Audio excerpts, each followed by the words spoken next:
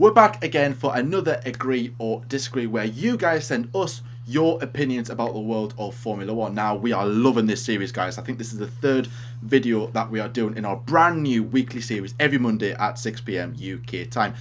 Really, really love, it's so good to really digest and kind of tell you guys whether we agree or disagree. And obviously the comment section as well. We've been loving reading your guys' opinions. Some of them have been heated debate amongst you, which just continue doing that. It's good. It's good for us to see as well. And of course, we'll get involved if so. And like always, just thank you so much for everyone who sent in their opinions today. And obviously, if yours didn't get in this week, then maybe it could get in next week or in future episodes. And as well, something I didn't mention, or none of us mentioned in the last episode. If you do want to have your opinion sent in to us, you can do it on Twitter. You can do it in the comment section of this video. So if you want to leave your opinion in the comment section below, obviously just keep an eye out on the YouTube community page if you don't have a one yet. So obviously there is still time. You don't have to do it today, but if you do have a one and you are interested and you want to leave your opinion, then do it in the comment section below, and we will put it forward to the prize draw essentially for the next one, whatever you want to call it. So let's not waste any more time. Let's jump straight into it with the first opinion of the day. Lyle, you've got the first opinion. What is it? Right, yes, let's go for the third one. Right, my first statement comes in from VettelFan17, hashtag AH19. So Vettel fan, I think. His profile picture is Sebastian Vettel's Toro, I think it is. And his question is Sebastian Vettel related, so I'm getting a Sebastian Vettel theme off this guy. His question is, his statement is, Sebastian Vettel was the best driver of 2017. Now, obviously there'll be a bit of explaining to come after this, but from that original statement, best driver in 2017, I'm going to say disagree. I don't know. I would say, I'm gonna say agree with that. Oh, wow. I'm gonna agree with that. Wow. Anyways, so I've obviously said disagree. The reason, as I said, firstly with that statement, it's just the statement. Of course, Lewis Hamilton wins the World Championship, Mercedes dominant, but it will obviously be some explaining around that. And the explaining is that Sebastian Vettel, I believe, that was his best season in Ferrari. And 2018 was good, don't get me wrong. 2018 was good. He had a very good start. Of course, Germany, kind of balls it up there. But 2017 was the year for Sebastian. It was the year for Sebastian. It was the year for Ferrari. Those Ferraris were dominant. Again, just watching the replays. Obviously, we're heading into Monaco. Monaco is tomorrow.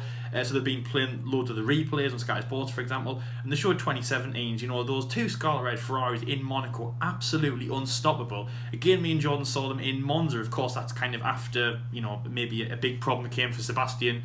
Oh no, actually no, it wasn't. It was a race before. So even then, they were still kind of on the pace. Ferrari were the best in that year. And to be honest, out of all the years, obviously now Sebastian's hot news now that he's leaving the team at the end of the year. Probably not going to win the World Championship this year. He then had the best chance to win in that season, and it was quite unfortunate that he didn't.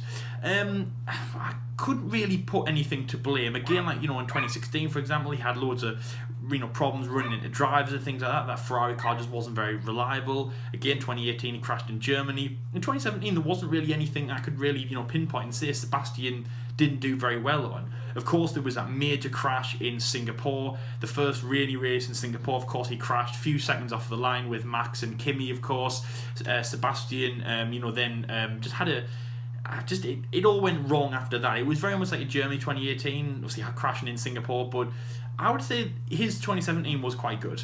Of course, Lewis and Mercedes were just dominant as always. Of course, winning the championship again is adding another trophy to Lewis's collection. They were stronger, Lewis was stronger, and that's why I would say Lewis was the best driver of 2017. I wouldn't say Sebastian was, but I do think that it was his best year to win the World Championship with Ferrari. It just put him in a much stronger position for 2018. Didn't do it in that year.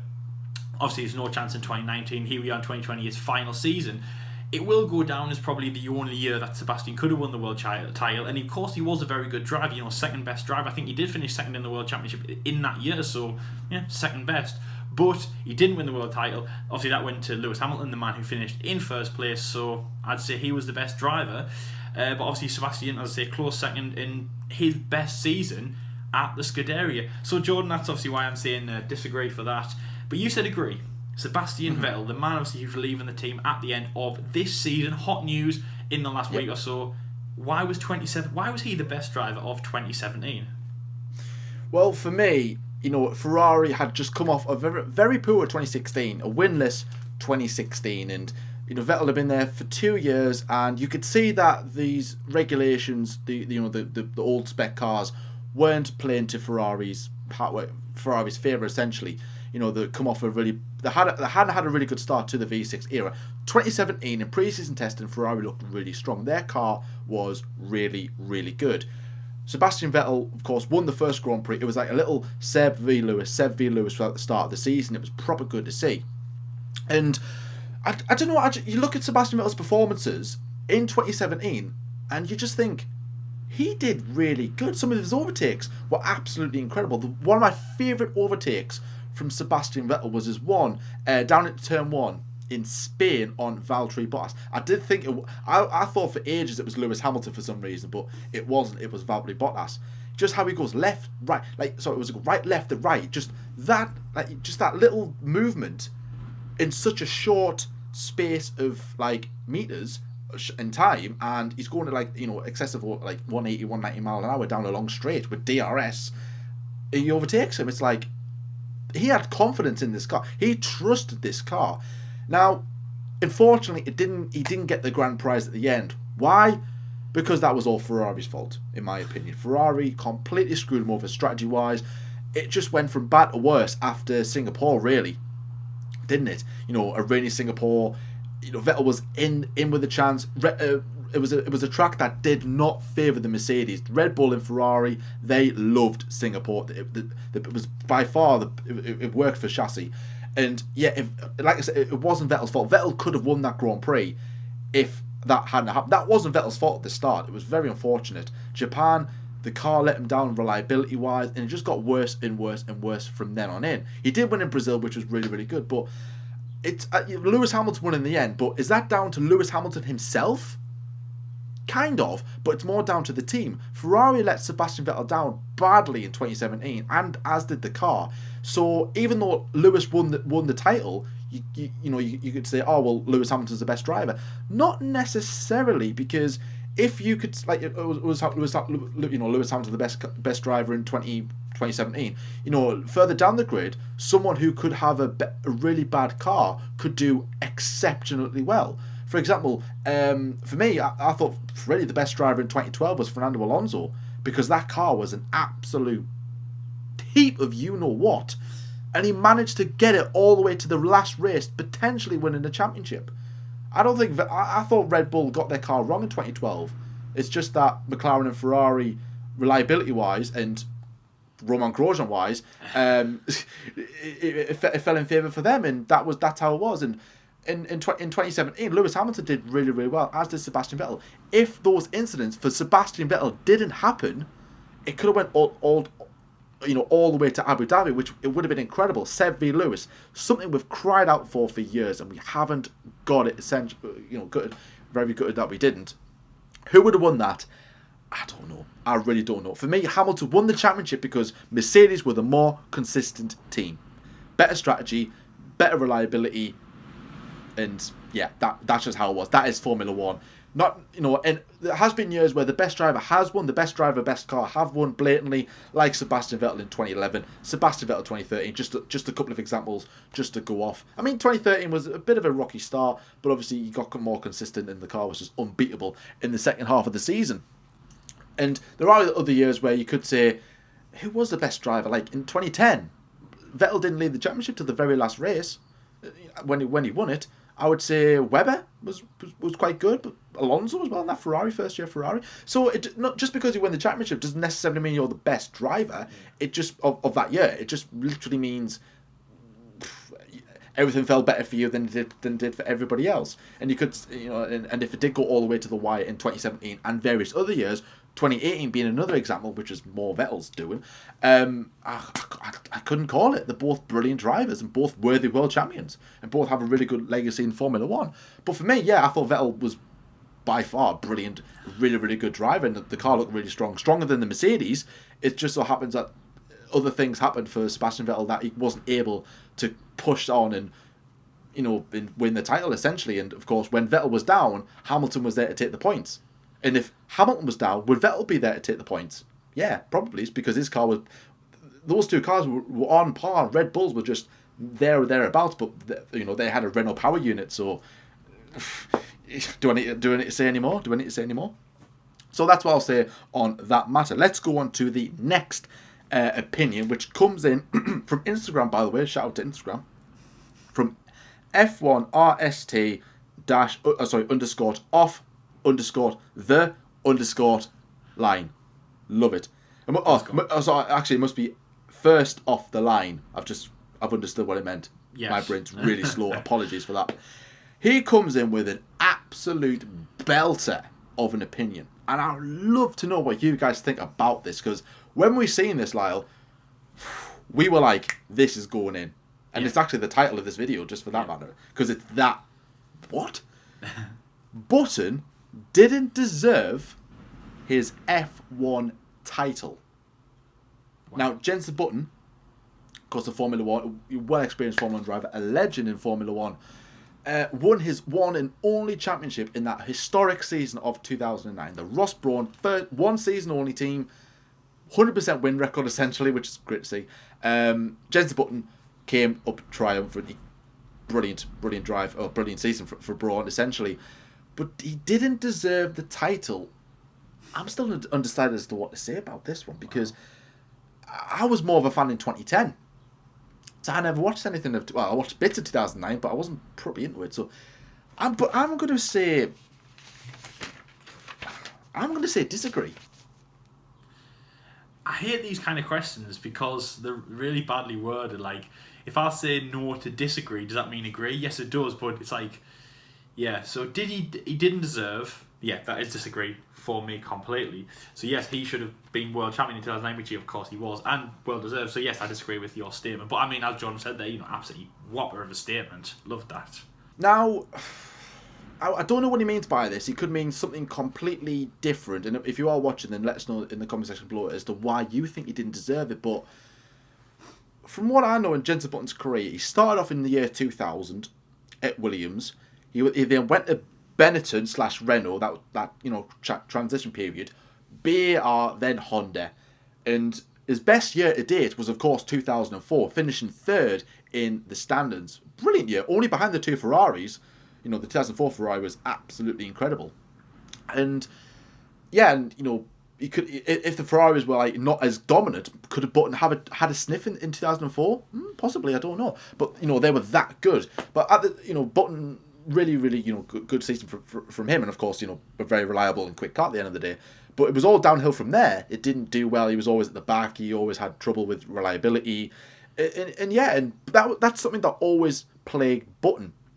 Now, at his early stage of his career, I think I don't know if he took the sport seriously, but apparently he was a bit of a playboy and. Yeah, he was young and immature, apparently, according to Briatore, but we know what his opinions are like. And people, you can see that he was not settled at certain teams because he was in BMW Williams at the time. I think he was only seat filler for Montoya, who was in IndyCar at the time, I think he was, and Williams was just waiting for him to be out of contract to get him. Then he went to Benetton, he didn't get on with Briatore. Briatore did not like him one bit. For what reason, I really don't know. He got chucked out for Fernando Alonso, went to BAR, and he looked very settled. Transitioned into Honda towards the end of 2008. The team went bankrupt because of the financial crisis, and it was just and that's where pretty much the fairy tale story begins. You know it by now. I'm not going through it again. I've heard it too many times in the past month. I'm not going through it again. Brawn come into the sport, they get off to an absolutely belter of a season. Why is that? The double diffuser, a brilliant invention by somebody at Brawn. It might have been Brawn himself, I'm not too sure, who actually came up with the design. And it was just revolutionary for Formula 1. It gave them a lot more downforce. The car was a lot quicker than everybody else. And by the time, the teams eventually caught up to them, Brawn, who had this double diffuser, it was too little too late, because the start was that good that Button fell off the pace throughout the course of the season. and he, of course, he still managed to be triumphant at the end. But I'm looking back at Button's career and I'm going, I don't know if it means the season or his career as a whole, but by his career, he's been through a lot of ups and downs. He was nearly out of a drive. He was not at a very non-competitive team. It wasn't like he was at Ferrari or McLaren and he wasn't doing well. You know what I mean? It's not like, having like a bang average driver in the top team and then he just so happens to be at this car that's about 5 seconds quicker than everybody else and he wins the championship. Could that be undeserved? Yeah, probably is, but he still won the championship at the end of the day. And eventually luckily he got this chance to be at a top team and yeah, he didn't win a championship after that. I don't think he really came close after that. I mean, 2010, yeah, he was. 2011 was pretty good, but Vettel was too strong. Vettel, Red Bull were you just couldn't catch them. In 2012, reliability was just as bad as McLaren Honda, which is a couple of years down the line. But no, I think. I mean, yeah. In 2009, who else could have deserved it? Sebastian Vettel, yeah, but he still managed to win the race as Jenson Button. He still managed to get the car to the finish, and his start was that good. It more or less enabled him to finish as world champion at the very end because Braun didn't do many developments because they had no money. Just because there's double diffuser, they just ran away with it. It was absolutely incredible. But no, I think Button fully deserved the title at the end of the day. By his career, like I said, ups and downs, round and rounds, and yeah, I thought he deserved it, and there's nothing much more to say on that. Lyle, you've also said disagree. Why is that? I think from the question it means in 2009 as a whole, and actually we have a question very similar to that later on in the episode. So yeah, in 2009, lines up. I think very much like Sebastian. When he was at Red Bull, the only person who could have taken the title from him was his teammate Mark Webber. Very similar, Hamilton and Rosberg and things like that. So let's take it from that and let's look at Rubens Barrichello, his teammate. Of course, Jenson, I mean, firstly, I want to say, Jenson, before that, he was just average and average afterwards. And actually, I think in terms of his wins, I think he's only got about, 20 odd. I think it's 29, I think, off the top of my head, but it's not loads. So you think, if that season actually didn't go around, what would the number have actually been? Obviously, it took him about 5 years since he entered Formula 1 to actually win his first race. He was a good driver, but Braun were just an incredible, dominant team, mainly for their double diffuser and just the amount of ways that they could kind of capitalise on the regulation changes into that year. No one got close, and the only person that could have really stopped him was his teammate Rubens Barrichello. And again, I'd say it was quite strange from Rubens. He'd been at Ferrari, he'd been alongside Michael Schumacher. In my opinion, he had more experience. Obviously, he'd been in Formula 1 for a very long time since then. If you remember, he came into Formula 1 in 1994. Obviously, the final year events. And I think it actually was at the San Marino Grand Prix in 94 when Rubens actually made his debut, I think. But he'd been around since then. It's a very long time. So, obviously, all that and going through Ferrari, he had so much experience, more than Button. And he would have been more hungry for a world title than Jenson would have been. And again, watching these season reviews, and like Jordan, I wasn't a massive fan of the sport in 2009. So all I'm going off is like the season reviews and things like that. Yeah. I was a bit surprised of Rubens. I was like, I would have thought you'd been in Formula 1 for, math. I don't want to do math after Friday the Great. But, that's like, how long is that? It's a 94, 16... 25, I think it is. 20. No, that's not right. Anyway, whatever. So since 1994, as I've just said, he'd been in Formula 1. I would have thought he'd be more hungry for it.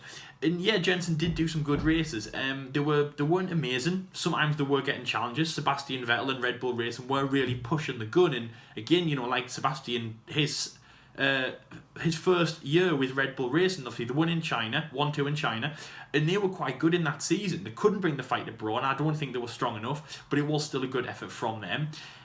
For Jenson to win, it was probably he had to be like the best out of. If he beat Rubens, if he beat one person in that year, he would have won the world title because no one else could have challenged Braun. It would have only been Rubens. And again, I'm a bit kind of, I'm shocked at how I'll say badly he performed. But in that season, he had a dominant car. And again, just one thing, we're looking at like these, and again, we're actually going into another question that we've got in the video. We're looking at these other drives that you can have in a team, the rivalries, Rosberg and Hamilton.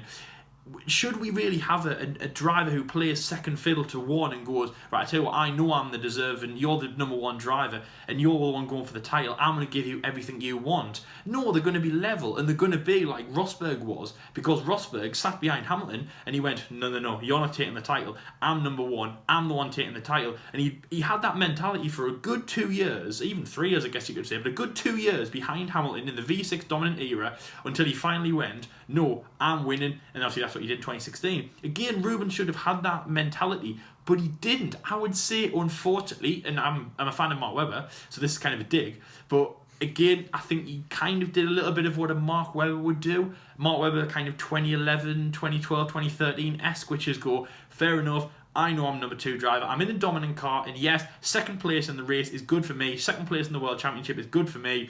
Jensen, you're number 1. Like Sebastian, you're number 1. I'll just sit behind you and let you win the title. And yeah, I think in terms of Rubens' performance, it wasn't great that season. Obviously, Jensen had an incredible performance. And obviously, just one last thing. I mean, again, going off his career, I think he did deserve it. And he'd been in Formula 1 for a very, very, very long time, kind of fallen unlucky. He'd been with Honda in 2006. It hadn't worked out great for them. And then, of course, moving to his team that went into administration at the end of 2008. But Jensen would not have won the world title if that Brawn didn't. And there's your statement. Jensen would have not won the world title if Brawn didn't come into Formula 1. Because, 20-odd wins. You wouldn't have a drive for starters. You wouldn't have a drive. And probably not. And obviously, John's team, McLaren, probably wouldn't have picked him up as well if he didn't win the world title and all that. I think he deserved it in 2009. I'm just going to say that. But for what reason? Just a smidge. I think I know where he's coming from, though, in the sense that, well, Vettel ultimately was... Well, he nearly caught him, and Red Bull developed the car whilst Brawn didn't. But Brawn was strong at the start, and Red Bull were weak at the well, not weak, but they weren't as good as Brawn. Yeah. And then at the end, Red Bull were the best team, but Brawn weren't as good. But Brawn, like I said, had already accumulated enough points in both the constructors and the drivers to ultimately win the big prize overall. And I just think I think he did deserve it at the end of the day, because like you said, Lyle, there, like Barrichello's a well experienced driver who I don't think there was any number 1 or number 2 rules in Brawn. I don't think there was. Again, correct me if I'm wrong, because like I said, I'm not too clued up on 2009, but I would have thought maybe Barrichello would have pushed button a bit more, but he didn't. I mean, he won 2 races in 2009, which is good. But that's the thing that I was saying. That's the thing I was saying. I mean, he's been at Ferrari. He's been alongside Michael Schumacher. And if anything, Rubens should be saying, well, I was alongside Michael for, 5 years? 6 years? And I don't want to play it. I can't play number 2 driver anymore. I played number 2 with Michael, which was fair enough, because he was a rising star, and we all know what he's achieved. And we'll get into that in a little bit. But this time, it's not happening. And Jensen, I'm going to take... Jensen, my friend... I'm going to take it this time. Jensen, my friend. Anyways, let's move on. That was a good one. That was a very good one. Who was it that said it, Mr. Underscore? Too many underscores to count? First off the line. First underscore off the line. Mr. Underscore. First off the line. That's what... Thank you, my friend. Yes, Mr. Underscore. Go on, son. You are the underscore best. Right, anyway, moving on to the next statement. And as I say, we have had some really, really good ones. So keep them coming in, guys. Keep them coming in. We absolutely love them. So the next one comes in from Uzair Saeed. Again, we've had comments from you. Sorry about your pronunciation of your name. Shout out to Uzair, because obviously he watches my streams on Twitch. Oh, yes.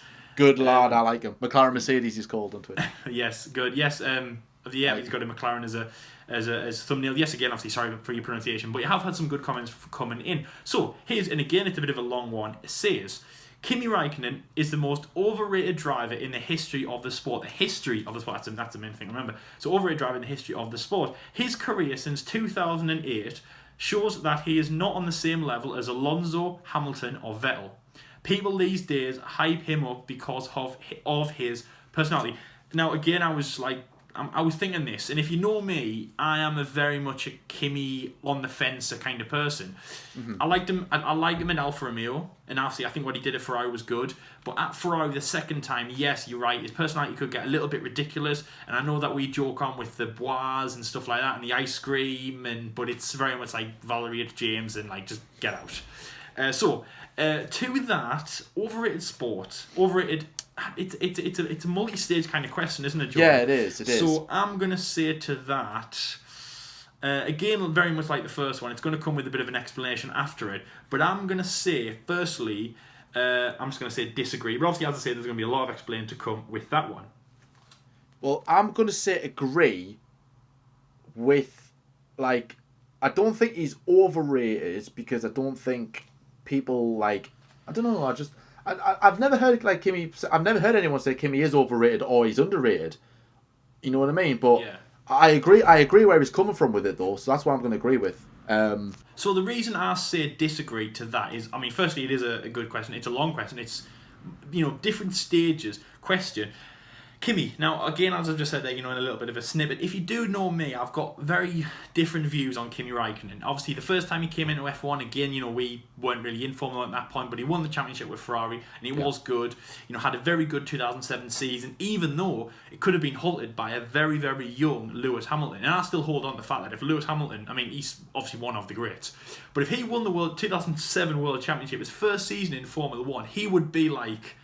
You know what I mean? That would cement him, I think, as the greatest ever. Like, sorry Michael, sorry Ayrton, you are the greatest. If he won 2007, that's kind of my bold statement. If Lewis won, he would be the greatest of all time. That's it. Because, like, your first season in Formula 1, and you win the World Championship. But anyway, we're not talking about that. And obviously Felipe Massa as well, his teammate at Ferrari, Kimi Räikkönen. But he emerged victorious.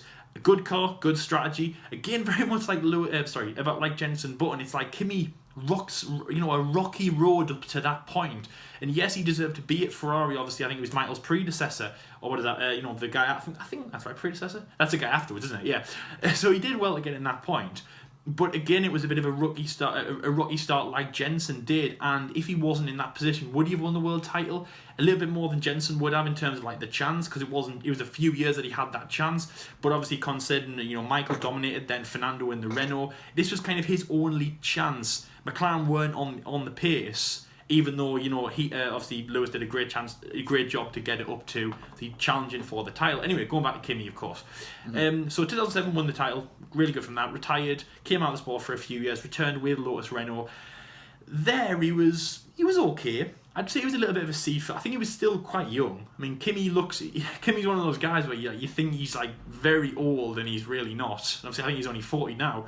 But then he's mid 30s, I think it was. Come back from rallying, again quite successful there. I'd say came back Lotus Renault alongside Roman Grosjean, obviously replacing Heidfeld and Petrov. They didn't fit the bill of Formula 1 at all. So I was pretty impressive when Räikkönen came back. Not the best driver. It looked a little bit like he was, a bit of a stocking filler. Maybe so was Grosjean. Again, Lotus Renault were a bit of a team in transit. Obviously, Renault coming from, they powered Red Bull. Obviously, like we've discussed there before, they powered Fernando Alonso. Came out of the sport in a little bit of a disgrace after Crashgate. Lotus, again, what was happening with them? A very historical team, but then they had to join partners, change a lot of their stuff around.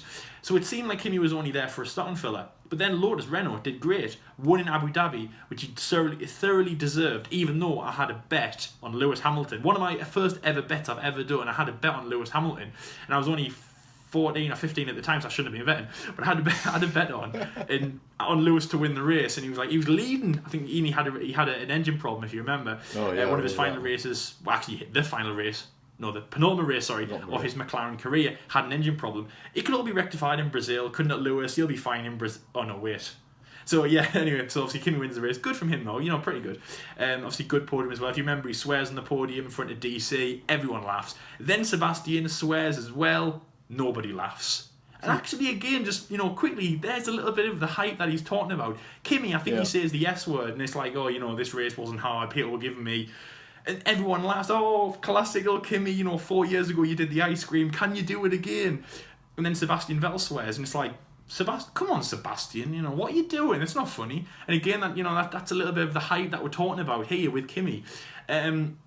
With 2 races later, wins in Melbourne. Actually, just quickly, as we were saying there, with Sebastian in the early on, 2013, it shows how dominant Sebastian was because he led the championship from round 2 till obviously when he won it in the USA and through the season. The only round he didn't was Australia, and that's because a certain Kimi Räikkönen did. So he was the only person to lead the World Championship that wasn't Sebastian Vettel. So a little stat attack for you in 2013. And then moves to Ferrari alongside Fernando Alonso. Bad season, but obviously that was Ferrari. Moves alongside Seb. Now this is where it's a little bit different because Sebastian only moved to Ferrari to win the World Championship.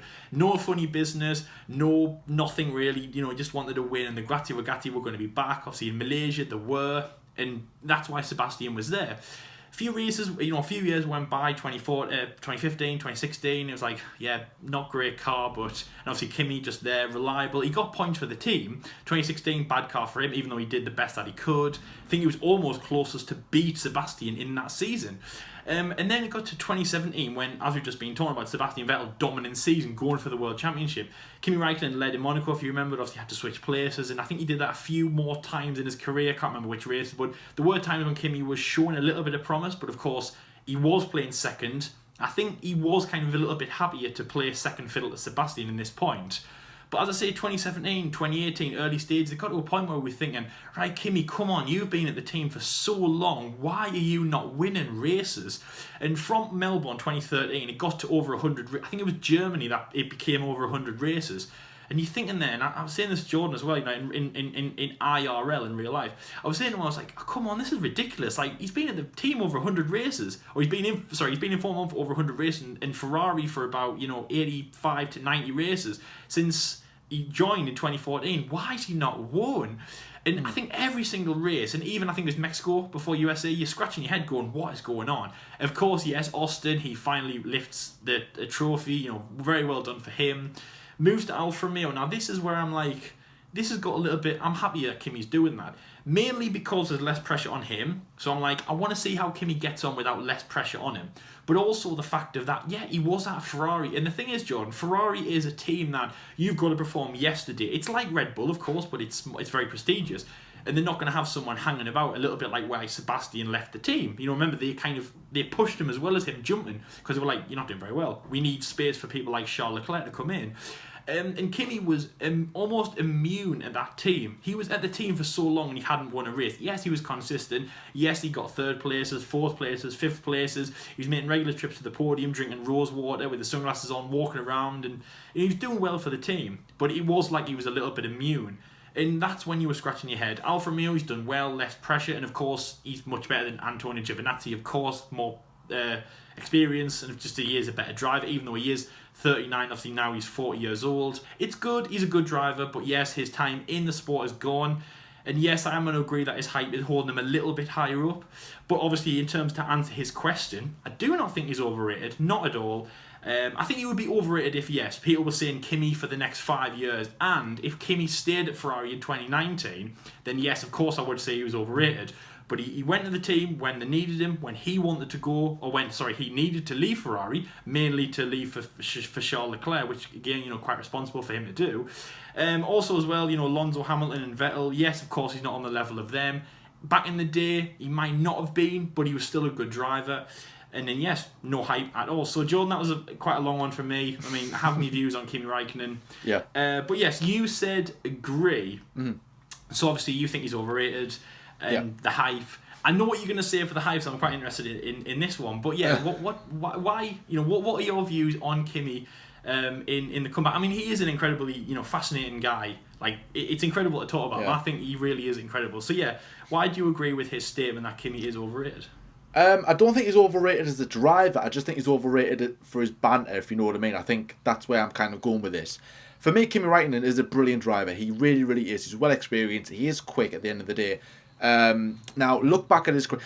You say he says 2008. I would say about 2013. I would say about 2013. It kind of went off the boil. I'll explain why. So his pre-sabbatical from Formula 1, let's say from what 2001? Was it 2001, 2002? I can't remember when I think it was 2001. He joined Formula 1. Oh, the same year as Alonso. Yeah, it was 2001. With Sauber, then went off to McLaren. He was pretty good. In a couple of years, he was challenging for the title in 2003, 2005. Those 2 years, kind of the peak of Ferrari's powers, and then Renault kind of took the baton. The problem was McLaren, the very, very unreliable car. It just broke down left, right, and centre. As far as I'm aware, I'm pretty sure it did. Ferrari, reliable. Renault, looking promising. The next team coming, apparently. Could they be Ferrari? McLaren were just not laughing stock, but it was it hindered Kimi a lot. He could have been world champion before 2007 in 03 and 05. It just never that just never fell for him, unfortunately. 2007 was a big year for Kimi. He had big shoes to fill. Michael Schumacher had left Formula One. Incoming was Kimi Räikkönen. I mean, he wouldn't have been bothered in the slightest who it was. And for me, kind of relating back to the old opinion that we had about Button, he didn't deserve the title in F1 2000 in 2009. I don't think Kimi deserved it in 2007. I thought Lewis Hamilton did. Either him or Alonso. Well, maybe not Alonso. But I don't know. But I mean, obviously, yeah, what happened with McLaren, but we're not going to discuss that. As a driver and on a performance level, I thought Lewis Hamilton did a brilliant job. His first season of Formula One at a top team like McLaren, alongside Alonso, and he nearly wins the championship. Yes, Spygate, I know that happened, but that wasn't Lewis's. I'm not going to get into that, but you know what I mean. It was a brilliant season from Lewis Hamilton. And he should have won the title. Kimi won it, fair enough. 2008, 2009 was just a bois, let's say. We're all about Kimi. Let's use him. It was a bois. He left for 2 years to go to rallying. I don't know how well that did because I don't follow rally. Came back in 2012. Now, 2012 and 2013 for me I thought was Kimi's probably his best years in Formula One. Because 2012, well, the Lotus cars was good. It was quick. And I don't think anyone really expected kind of Lotus, as they were known then, to be challenging for race wins and podiums. Of course, they didn't. Well, they won one race in Abu Dhabi. I don't think they got any pole positions. I don't think they did. So obviously that eluded them. I think Lewis got pole in Abu Dhabi in that race, and obviously he was leading for most of it. The only reason Kimi won was because Lewis obviously retired and stuff. I think qualifying eluded them a bit, but the qualifying in the Lotus was bad. The race pace was really good, so that helped. And Kimi and Grosjean did really, really well in them years, and I would say that was Grosjean's best years, and maybe Kimi's best. It was obviously in my years of Formula One as an F1 fan, 2012 and 2013 was for me prime Kimi. But of course, if you're a fan before then, you could say prime Kimi was 2005, let's say, or 2000, whatever you like. It's entirely up to you. For me, the transition was 2014. I was surprised how low Kimi Räikkönen was. I'm sure he was like 12th, 13th in the standings, and Alonso was like 7th or 6th or something like that. Now, Ferrari in 2014 was absolutely god awful. It was just horrendous. Alonso, like I said, being the driver he is, in 2012 he got that car, that pile of donkey dollops, all the way to the very end of the season, nearly winning the championship. Absolutely brilliant.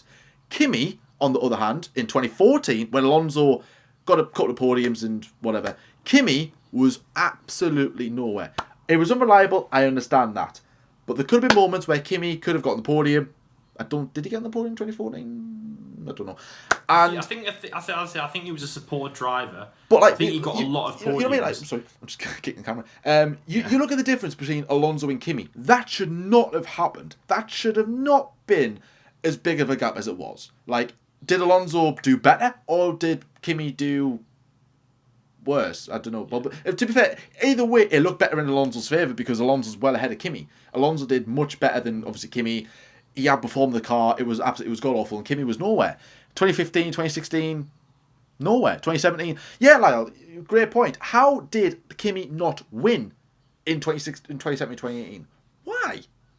I don't get it. What? Seb Wood, brilliant. Kimi, number 2 driver, fair enough. But where was Kimi when Seb in Japan? Where was Kimi in? I wasn't going to say Singapore, but I know where he was.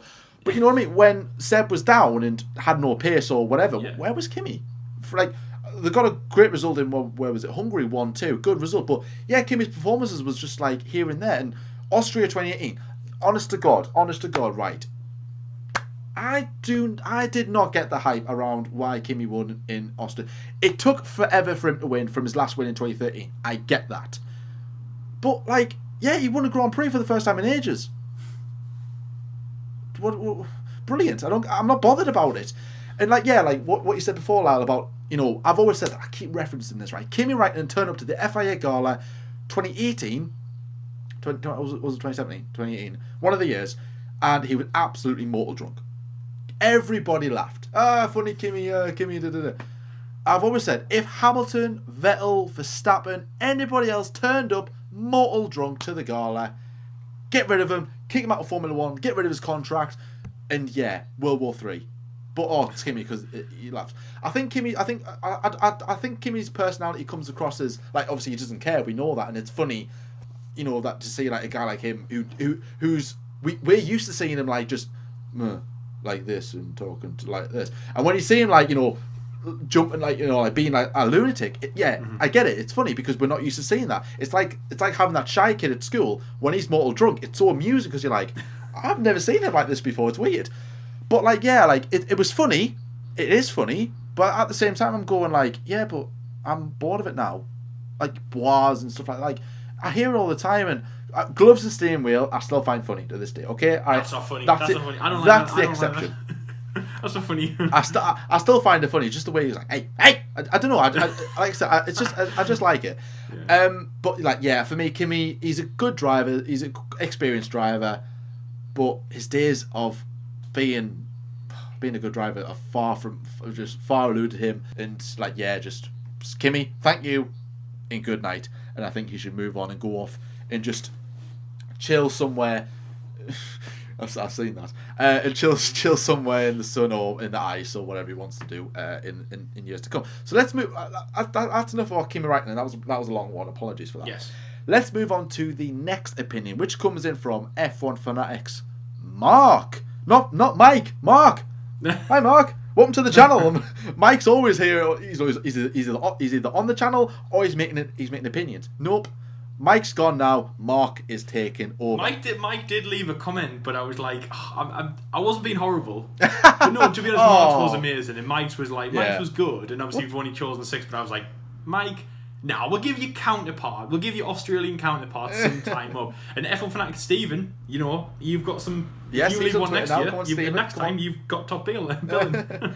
He comes in with a really good statement. Not Stephen, by the way, Mark. He comes in with, although we have a laugh at him, Steiner is actually a bad team principal. Okay. Dearie me. Gunter Steiner. Now, yeah, I pretty much like Kimi in a way. Like he's got his own memes. His Steiner after the first season of Drive to Survive. It was everywhere, wasn't it? We look like a bunch of what, but I'm not saying it because we want to get paid. Got to stand it. Is he a good team principal? I don't even know if I'm totally honest. I don't really think much of it. I don't know. I'll tell you what. Yeah, I'm going to agree with this. I'll agree with this. Lyle, what are you saying? I'm going to agree. He's going to agree. I'm going to completely agree with that. But I don't have an opinion on Steiner as such. I mean, obviously, Mark has.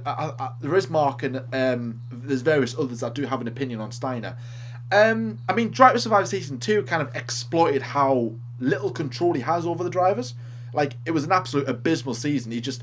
He was shouting, he was going ape, he was just like, he was calling them, I nearly said it there, he was calling them what, W's, let's say, he called them W's, and K-Man kicking the door in. I think that proves how little control he has over those drivers. Can you imagine, Schumacher kicking down the door at Maranello, or Hamilton kicking the door down in McLaren? It would not happen, because he would get his arse handed to him. Yeah. But Steiner, no, just boosh, straight down K-Mag. I mean, wrong from him, fair enough.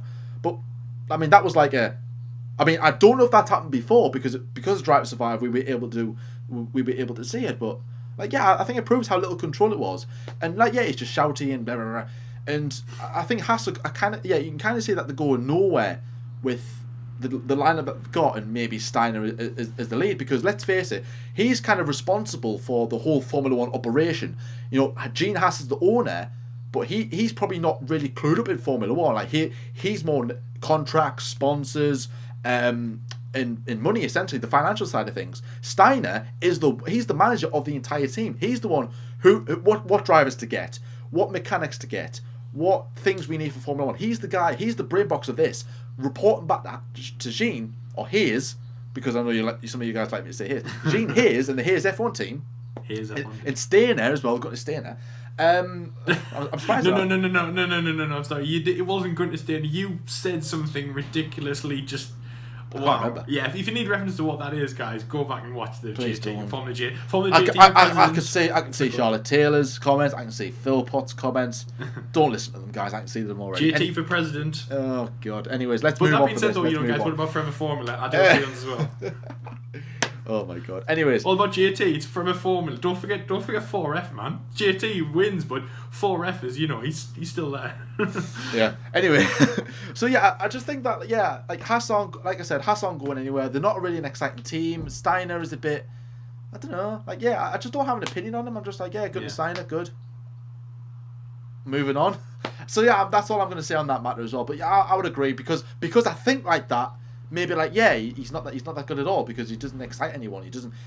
Haas aren't an exciting team at the moment. Yeah. So yeah, maybe that's why. Maybe just run his course and get someone else to take the roles and see where they go from there.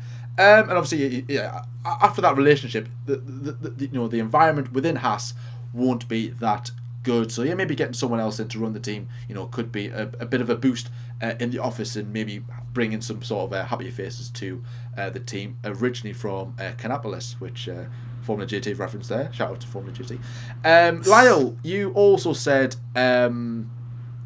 what did you say? I said agree. Lyle, agree, thank you. Lyle, you also said agree with me. Why is that? Well, I have, I want to say agree. I have kind of a little bit of a view in why I'm saying agree. So okay, basically, and I know that we have a few Manchester United fans, so they might not be happy when I say this, but Jose Mourinho, okay, I like him. He's all right. He's a good manager. Obviously, he's had some good results. Not amazing, but he's had some good results. In terms of like him against Sir Alex, that's when it's like talks break down and you think, is he really that good? But when he was at Manchester United, I want to say the second time, but I'm not sure. When he was at Manchester United, which wasn't too long ago, a few years ago, he was not at all good. Once Fergie left the team, they were struggling to get managers. They had to brought like David Moyes in, Louis van Gaal, and they finally got Jose Mourinho. And this is where people were like, "Oh, Jose's incredible." I think it was three Premier Leagues and Champions Leagues. He's really, really skilled. He's the best leader. It's my way or the highway kind of thing. And he will come into Manchester United. Nobody will have a say. So people like Paul Pogba or that, you will have no say. Jose Mourinho will tell you how to run the team, and Manchester United will be back to top glory. They were not. And it did not go very well for the Portuguese man at Manchester United. And that was very much he had a very autocratic leadership about him. As I was saying there, it's my way or the highway kind of thing. And obviously, Gunter Steiner, I'm not saying he's as good as Jose Mourinho in terms of, Formula 1 football. He's not that skilled. So, for example, obviously Jose Mourinho has Premier Leagues, Champions Leagues. Gunter Steiner does not have, Formula 1 World Championships or anything like that. But he does strike me as a very autocratic leader and a bit like a Jose Mourinho at Manchester United kind of thing. Like, it's my way or the highway. I don't take anything from anybody, as we all know. I mean, there is some good team principles out there. I mean, Matteo Binotto, fair enough. Toto Wolff, he is good. Obviously, my favourite, Christian Horner. I'll obviously Red Bull, my team. When I was looking at Christian Horner and, like, I don't know, decoding his kind of life, and I watched a documentary about him, he's just this, like, random... He's very knowledgeable, but at the end of the day, he's just this like random guy who lives in Milton Keynes. Obviously, he's married. I think it's one of the Spice Girls. He's just like this kind of easy, kind of easygoing farm guy. But he's running a multi-million-dollar team. It's incredible. And Gunter Steiner just seems like someone who is on the opposite side of Christian Horner, for example. As I say, he's very shouty and he knows what he wants. Now, of course, before we say this, he might just be doing this for the camera. Remember, he knows that the Netflix cameras are around. And as Jordan said there, about K-Man kicking the door down, we don't know if that's ever happened before. We probably won't know about that in the future when Netflix aren't around. And again, I'm not saying K-Mag knew he was on camera because he wasn't. You could only hear the audio. I think they were probably mic'd up at that point. But they did know they were on camera. It's a little bit like what you see on camera, you might not mean. When I tell Jordan that I don't like him, no, I'm just joking, Jordan. The thing, Gunter Steiner might be acting like that because he knows the camera's there. I was like he says he hates. Sometimes he comes across like he doesn't like Grosjean. Obviously, when he's on and he's telling that Grosjean's like number one mechanic, that he doesn't like him, telling him to pick up the effing pace and things like that. And obviously he's on the phone to Gene Haas in 2017's edition, I think, the Series 1. He's like, yeah, we look like rock stars, but in the end we actually look like a bunch of, He might have just said that because he knew he was on telly. But he does strike me as someone who, if he's like that in real life, why would you give him the time of day? Like, I mean, Jose Mourinho, you know, like when he came in the team, people probably were pricking up their ears because they were like, you know, he's been at Chelsea, he's been at things, you know, I don't know too much about him. He was at Porto, you know, he's won Champions League, he's won Premier League, and he is very, very skilled. Obviously, his main stint at Chelsea, you know, he won the title with them. Really good manager. But at the end of the day, it all turned to pot there.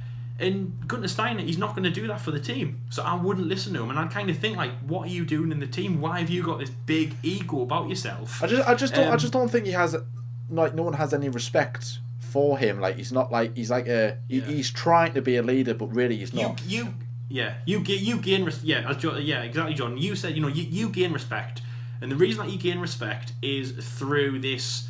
I mean, the thing is, right, I'm just thinking there, because like in the 1970s, for example, and all that, in the olden day Formula, obviously Formula's evolved loads, and maybe Gunter Steiner thinks he's someone in the 1970s, like he's got to tame this kind of almost like James Hunt. You know, he's got to tame these James Hunts because they're going to run ragged over him. But it doesn't work like that. And as John said there, you know, he hasn't got any respect. He hasn't got any respect for them, and they haven't got any respect for him. And actually, it might be affecting Grosjean. Like, again, you know, going off Netflix, there's an episode about Grosjean, about getting his composure. It was mainly the reference Spa 2012, and the reference a few other crashes. I think it was a Spain that he crashed with Nico Hülkenberg and things like that. Yeah. And obviously they had that kind of very dull look where Martin Brundle says, I think it's Grosjean's fault, and it pans to Grosjean, looks like he's going to cry. But again, that's composure, keeping your head, I think the episode's called. But again, you never know. That episode might be about keeping your head, i.e. against Gunter Steiner. You know, like, he's messing with your head, he's messing with your career. And I feel for you, Grosjean. I feel for you, man. So, I mean, yeah, that's the thing, Jordan. He might be doing that for TV, but we really don't know. And that's why I said I agree with that completely. But yeah, we'll have to see what he does in the future. And he is a good guy. You know, he's a good guy. He runs the team okay, but it's an attitude. I'm like, I think he has an attitude for someone who has been at Ferrari for 20 years. Like, he lives and breathes Formula 1, and he knows what he wants. That's his livelihood, and he's not at that stage yet. I mean, because all we know, I think he worked with Gene Haas in like their NASCAR kind of connections. He used to work with Red Bull as well.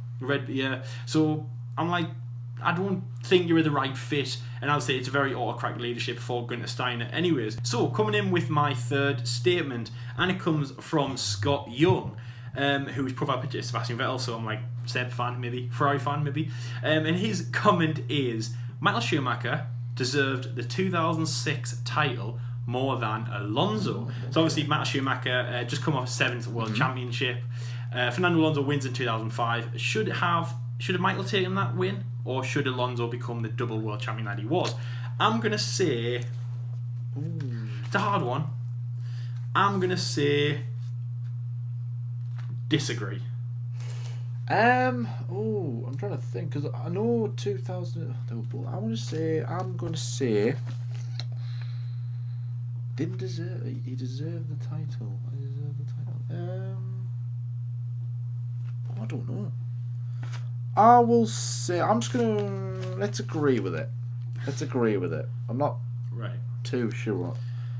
See, Fernando Alonso, I like Fernando. I don't love him, but I like him. And I go through stages where I'm like, is he good? Is he bad? I'm like, in it again, the second part of his career, like the McLaren Honda kind of days and the Ferrari days. Ferrari was good, McLaren not very good. Maybe a little bit of a crybaby and stuff, and he's a bit of a loose end at the moment, you know, not in IndyCar or anything like that. And of course, I loosely predicted him to go back to Formula 1 for next year, but I'm really unsure. So Fernando Alonso, 2005 was incredible for the man. Michael, he'd won 7. You know, I think in 2005, I'm glad Fernando won. I'm glad Renault were on the top. They were really building up. You know, they were really building up momentum. McLaren, they couldn't get anywhere near that Ferrari in those early 2000 days. Renault were slowly catching up. No one could catch. It's a little bit like Sebastian in 2013, the final year of the dominance. Yeah. Ferrari were on top of the world, but Renault in second place were catching up a little bit, or like they were making traction behind the scenes. 2005, as I say, absolutely dominant, and Fernando Alonso becomes the world champion with Renault, a team that really did deserve it. I think it was the only first and only Spanish world champion to date. Yep. 2006 again, Renault were on a massive run, but when you look at their result, it's Renault Ferrari. It is incredibly tight. a man that we referenced earlier on in the episode, a certain Jenson Button, was the only man to break that tech tape as winning in Hungary with Honda, obviously with a Honda engine, obviously which Max matched, 12, 13 years later when he won in Austria with Renault, Red Bull, Honda. But then it was really just those two, and also it was Michael and Fernando. I think it was Fisichella and maybe another driver. They kind of stuck their nose in, obviously from Ferrari and Renault, but it was mainly Schumacher and Alonso. A few retirements each, but Fernando came out on top. Now again, don't know too much of the season, like off the top of my head, but I know that the Renault car was just absolutely unstoppable. Fernando, I mean, he was a very different guy than, for example, what he is like now, what he was like at McLaren Honda, and obviously what he was like at Ferrari. He was just he was a young gun. He was very fast, quite reckless, and very much like Sebastian Vettel-esque, and actually, I guess you could say a little bit like Max Verstappen-esque, but a few years kind of more experience, because he entered Formula 1, was it 2001, I think it was. So, but Fernando Alonso definitely deserved it. And yeah, just short and simple, Jordan. I mean, Michael Schumacher was definitely there, but Fernando deserved it. Renault was stronger. Fernando had more of an edge, again, more consistent in the World Championship, in the races, quite a lot of podiums to them. Renault, I say, were a massive powerhouse going forward. From the 2005s, they rocked home with a great win in that year. Yeah. And obviously, Michael Schumacher, I mean, Ferrari, I know it sounds weird, because like it shouldn't be the best man, it shouldn't be fair. Sport is not fair, and it's not like a primary school sport day nowadays, which is like everyone gets a medal. Yeah. But Ferrari, at the end of the day, and it's not, by the way, it's not for viewers as well. Like, we can all say how crap Sebastian Vettel was at Red Bull for winning all the time and Lewis at Mercedes, but it doesn't work like that. It's not what the fans want, it's who has the better car. But if we're going to take a little bit of a leaf out of like the fans' book, it is the fact that Ferrari had won all them races in 2000 to 2004. Michael was 7. It's like we were sat there going, "Oh my god!" And that German national anthem. I'm like, I know obviously everyone in Germany, loves it, obviously.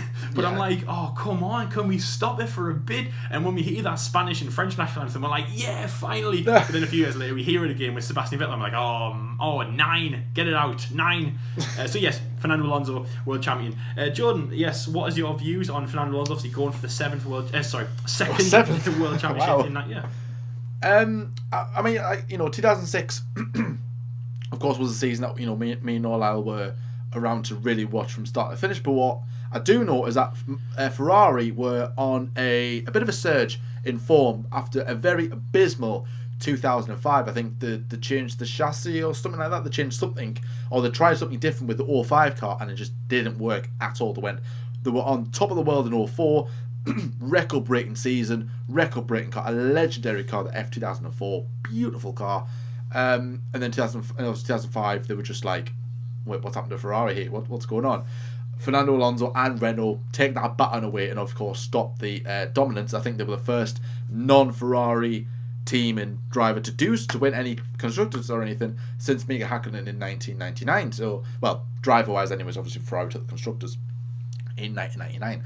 2006 was, I think Fisichella won the first race of that season, I believe. Of course, he was alongside Alonso at Renault. I mean, Alonso was clearly a better driver than Fisichella, but again, I'm not too clued up on Fisichella, apart from a long F1 career. But I think it would have been nice to see Schumacher leave Formula 1, the first stint anyways, and of course his second with Ferrari. His first with Ferrari, and of course, his first retirement in Formula 1, as world champion for the what would have been the eighth time. Of course, just pushing the records, more and more and more. And I mean, like I said, I think he won a lot of. I don't know if he won more races than Alonso in 06. I think it went all the way to the very end. I think it was. Did he win it in Brazil again, Alonso? I think he went to the wire. So obviously Alonso managed to overcome Schumacher again. As fierce rivals. I think there was a brilliant race in Imola in 2006, which is like a classic Alonso versus Schumacher moment, kind of showcasing that Schumacher still had it at his age, and how long he'd been in Formula 1. And Alonso, that he was still very young, and that is that the pressure of being world champion hadn't got to him, and he was ready and hungry to get another one. And beating Schumacher fair and square is not something that comes naturally to any F1 driver. You know what I mean? Like there's a few drivers came close in Schumacher's reign of Ferrari during the dominant years, and Alonso clearly beat Schumacher in 05, but that was down to Ferrari having a really bad car. 2006 was more of a competitive season. Renault didn't change much. Ferrari had a big overhaul, and it seemed to work. And they were fighting Renault all the way to the bitter end, and Renault came out on top, which is like yous were coming, or Ferrari are coming for you, and they're going to beat you. No, we stood our ground, and we won. But again, at the end of the day, I don't really say about, I don't really know much about the 06 season, so maybe someone in the comments, kind of help us out a little bit. But at the same time, like I said, it would have been nice to see Schumacher leave Formula 1 for the first time with an 8th title that bowed his time at Ferrari with a World Championship. So in that sense, I would say maybe agree that, Schumacher maybe deserved it more or anything. But at the same time, his performances were good. Maybe, Renault's were a bit like, not that good. But at the same time, I think it was very competitive between the two. But because that Schumacher would have bowed out with 8 World Championships and maybe never returned. I don't know. Maybe he would have. But to leave Ferrari with a World Championship just to kind of capitalise on what an amazing Ferrari and F1 career he had. And it would have made Lewis Hamilton's journey to beat him even harder. It would have made Hamilton's job a lot harder. Yeah, we'd have been looking at 6 World Championships right now, and he'd be like, "No, there was 2 more years, not 1 more year, 2 more years." Yeah, exactly. So I think Hamilton would have been like, "Yeah, I'm fine with 6. I'm fine with 6. Yeah. I'm leaving it there. I'm leaving it there." So. I mean, let's see what the future holds, and maybe Hamilton, could match and maybe even go for that elusive 8 World Championships. So let's go on to the final opinion of the episode, and it comes in from a good subscriber of ours. He's always active on YouTube and Twitter. He's been a long follower of ours, and of course, it is the good old Kirill. We love a bit of Kirill, don't we, Lyle? Making an appearance on Twitter and of course on YouTube, and he says the age of number 2 drivers is over. Bit of a one to think about to cap off this episode with. Now, number 2 drivers. When I think of a number 2 driver, I'm thinking of Ferrari. They're blatant number 2 drivers. Number 1 and, of course, number 2. Not so much in recent years, of course, with Vettel and Leclerc, but Kimi and Vettel was blatantly obvious as to who was number 1 and who was number 2. But I'm going to say disagree with this one. Lyle, what are you saying? I'm going to say, it's a hard one. I'm going to say... I tell you what, I'm going to do something I've never done before, and I'm going to go agree and disagree. So I'm God, double it. Wow, should we call this... 2 at the same time. Okay, guys, breaking news, brand new series starting today. It's called agree, disagree, or both. Whatever you want to do. Brand new series. Episode 1 starting again. Hi, guys, and we've got some really good comments coming from you guys today. No, only kidding. So... the age of them 2 drivers is over now. I think he means that. I don't know what he means. I don't know what he fully means by this, but I'm guessing that there is kind of no number 1 and number 2 because of, well, a Ferrari perhaps, or even at various other teams. But no, I still think number 2 drivers are still around. I mean, look at Mercedes for instance.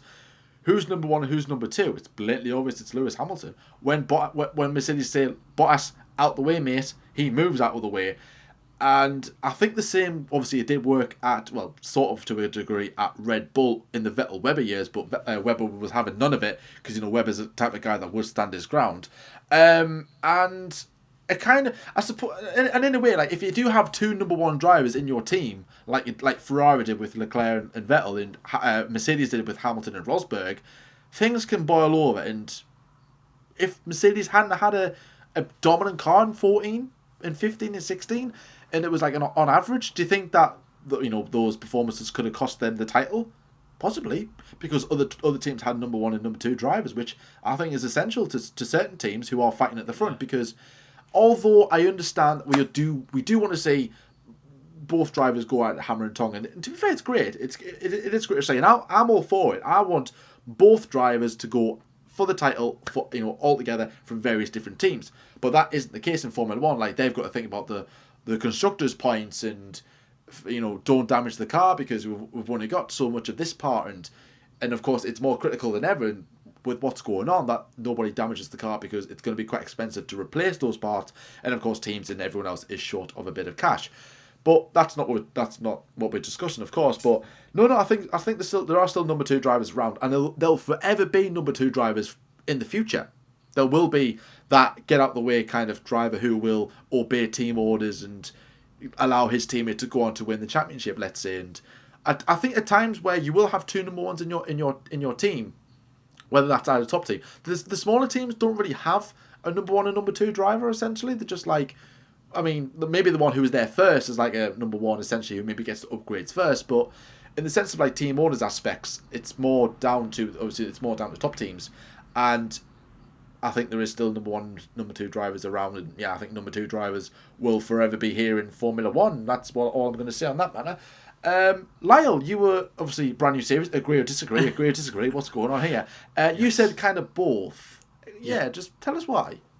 So, in terms of the agree, so yeah, I mean, as you were saying, John, Mercedes is a great example to use. So the agree, actually, no, do you know what? Going in chronological order, I'm going to start with disagree. So disagree is obviously for Nico Rosberg, of course.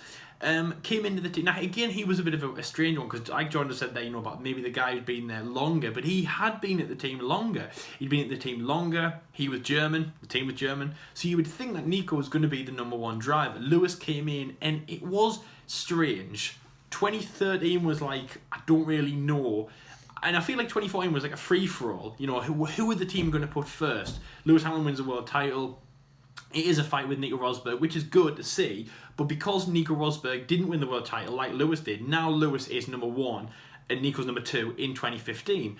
Then, of course, 2016. So 2015 rolls by, and yes, it might be a number one and a number two in the team, meaning that yes, so we'll put Lewis first, and of course he won the world championship in that year. That is I always think 2015 is a weird year because Lewis won the title, but Nico really, I don't think, even had a chance. I don't mean that in terms of he wasn't a good driver. I just mean in that way. I feel like the team just weren't behind Nico to win in that year. And of course, you remember like the hat.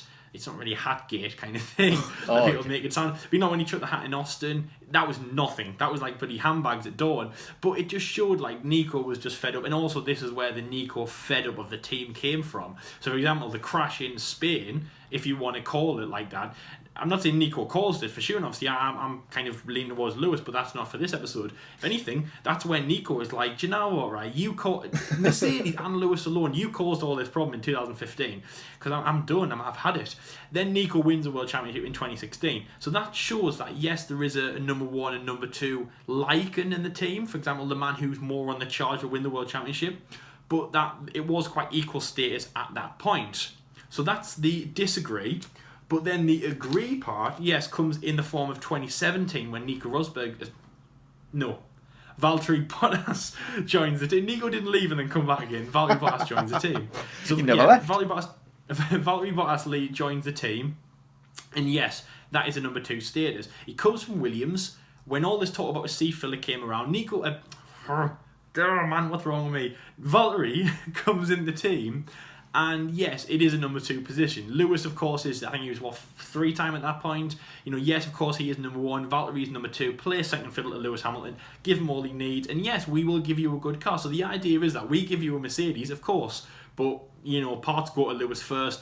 And priority goes to Lewis first. And as Jordan said there, Lewis is on the charge. Get out of the way, especially for the lapped circuits, which I'm sure it did happen in 2017. Smaller circuits like Lewis is coming. Get out of the way of Valtteri. Yes, James, I will do that. And yes, it was a number two position, and that's where I agree. Of course, in these positions, it can get more fierce when a driver realises that he doesn't want to play a second fiddle. For example, we saw that in 2018, but Valtteri was kind of a little bit more tame then. For example, Russia, Valtteri's James, copy James. And then in 2019, we see Valtteri really going at it. And then for whom it may concern, that shows, that is the result of a second place driver going to the team. Do you know what? It's very much like Nico Rosberg did in 2016. Do you know what, team? You might give me a Mercedes car, fair enough, but I've won this race fair and square. No, what's the word? Like no help from you, because remember you wanted Lewis to win the race in 2019, so you get off to a start to win him as 2019, and obviously win him as 6 at the end of the year. No help from you. I won this race totally on my own, and yes, to whom it may concern, because it really was, and it was a bit of a dig at the team, and that's what a result is from a second place driver. So in terms of a position in the team, that's where the agree comes from. Because, of course, yes, a team will want a number one driver, all guns blazing. For example, they wanted this in Sebastian Vettel, for sure. They wanted him because they thought he was going to win the World Championship for Ferrari. And the number 2 was Kimi. And then, of course, in 2019, the number 2 was Charles Leclerc. But in terms of the driver point of view, they do not want that. It's disagree because, of course, the number 2 driver means you're not as good as the number 1, and there can be problems in the way. So it's an agree or disagree brand new series, as you just said there. Tough one. and yeah, that's my views. Anyway, so obviously, that is has been a long episode, hasn't it, Jordan? We've really enjoyed it though. Obviously, as always, guys, you've been great, making some great statements on Twitter. Please keep them coming. Obviously, we are active on all of our social media platforms. We've got Twitter, we've got Instagram, we've got Facebook, we've got YouTube, we've got Pinterest, we've got MySpace. No, we don't. I'm just joking. It's just those original Pinterest. 4. We're not that MySpace. old. Or Flickr, or Bebo. Something like that. Something that your parents probably used. Anyway, so yes, obviously, please keep them coming. And obviously, next post on Twitter we put up, just comment under these, or as Jordan said there at the start of the episode, comment underneath this video. We absolutely love these, and obviously we know you guys have got loads of opinions. So have we, and I'll say we absolutely love this new series. If this is the first time you're watching us on screen, thank you very much for clicking on us today. If you do like what you see around here, please make sure to like and subscribe. We are inches away from 2,000. I can see it coming, but it's inside. We are Fernando Alonso in 2012. That's how close we are. But hopefully the result is not Fernando Alonso in 2012. I was going to say, don't say that, because he didn't get the grand prize. Yeah, maybe. Hopefully it's a Sebastian Vettel. Maybe we've already span, and this is like our kind of redemption in Lagos. No, obviously, but yeah, very close. Thank you everyone that's subscribed already. If you are new, please consider subscribing. We are a great channel. We've got loads of commenting coming forward. Racing or no racing, as I like to say. We're going to go at full speed. We've got Friday grids. We've got our F1 debate shows, of course, every single Saturday, and this new series, F1 Online Decoded, and loads more, as I say, and hopefully heading into the season in Austria, hopefully. Thank you very much for watching us in this episode, guys, and until next time, we'll see you later. See you later, guys.